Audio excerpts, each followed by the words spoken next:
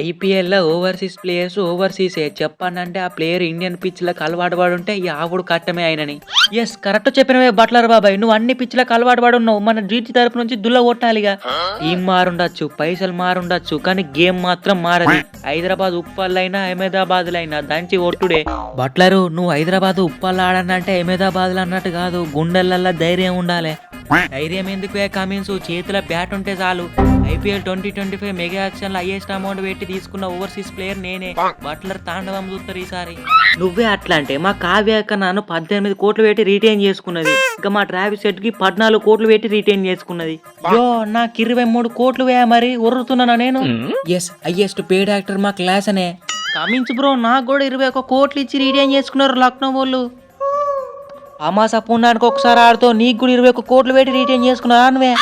Yes 3 మ్యాచ్లకు ఒక్కసారి ఆడతాను తెలిసి కూడా 21 కోట్లు పెట్టి రిటైన్ చేసుకున్నారు. ఇంకా వెస్టిండీస్ పవర్ ఇందో చూపిద్దాం. అన్ని ఫ్రాంచైజీల మేనేజ్మెంట్ లెక్క మా మేనేజ్మెంట్ ఆలోచించది. కథ మొత్తం వేరే ఉంటది. ఈసారి యాక్షన్లో ఎవరికి ఏ ప్లేయర్కి కూడా 13 కోట్లకు మించి పెట్టలే. మళ్ళా కత్తి లాంటి ఓవర్సీస్ ప్లేయర్స్ని పట్టిరు మా వాళ్ళు. ఎస్ Livingstone, Phil Salt, Tim David, Shepherd, Jacob Bethell, Hazlewood ఇట్టుండాలి ఓవర్సీస్ ఫారెన్ ప్లేయర్స్ అంటే. ఏమైందన్న అందరూ విల్ జాక్స్, మా జాక్స్, మీ జాక్స్ అన్నారు.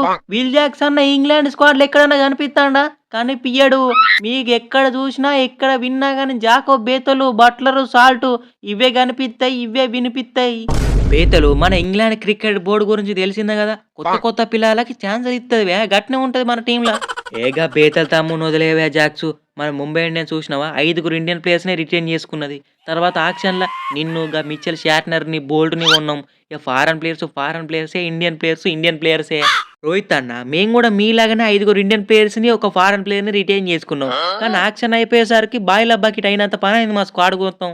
చేతుల బ్యాట్ ఉంటే సరిపోదువే, బుర్రల బ్రెయిన్ ఉండాలి, పవర్ కూడా ఉండాలి. ఫారెన్ ప్లేయర్స్ ఎవరున్నారు వే మీ దగ్గర? హిట్ మేయర్, ఆర్చర్ తప్ప. ఈసారి మీరు ప్లే ఆఫ్స్కి వచ్చుడంటే కట్టమే. నెంబర్ 9 నెంబర్ 10 మీరే fix చేసుకోరి.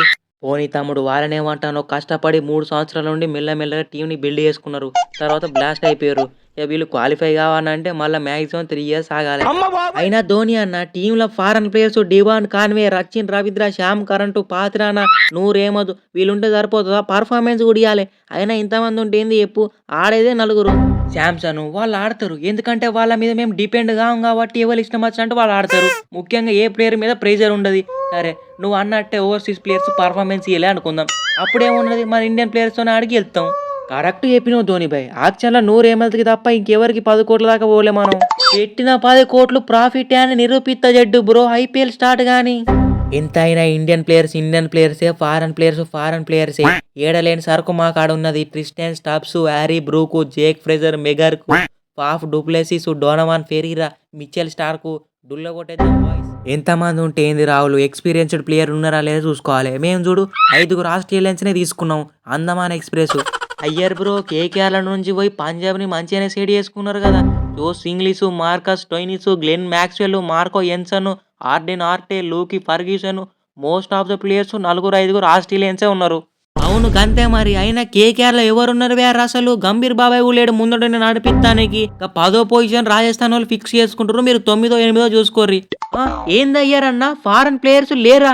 Rovman Powell, Quinton de Kock, Gurbaz, Narine, Russell, Moeen Ali, Spencer Johnson వట్టిదేనా వీళ్ళంతే? గైస్ వీడియో నచ్చితే ఛానల్ని సబ్స్క్రైబ్ చేసుకోండి. వీడియోకి అయితే లైక్ చేయండి. నోటిఫికేషన్స్ అనేది ఆన్లో పెట్టుకోండి. నేను చేసే ప్రతి వీడియో అనేది మీకు నోటిఫికేషన్లో వస్తుంది. మీతో సపోర్ట్ చేయండి. And thanks for watching guys. By. Next వీడియోలో కలుసుకుందాం.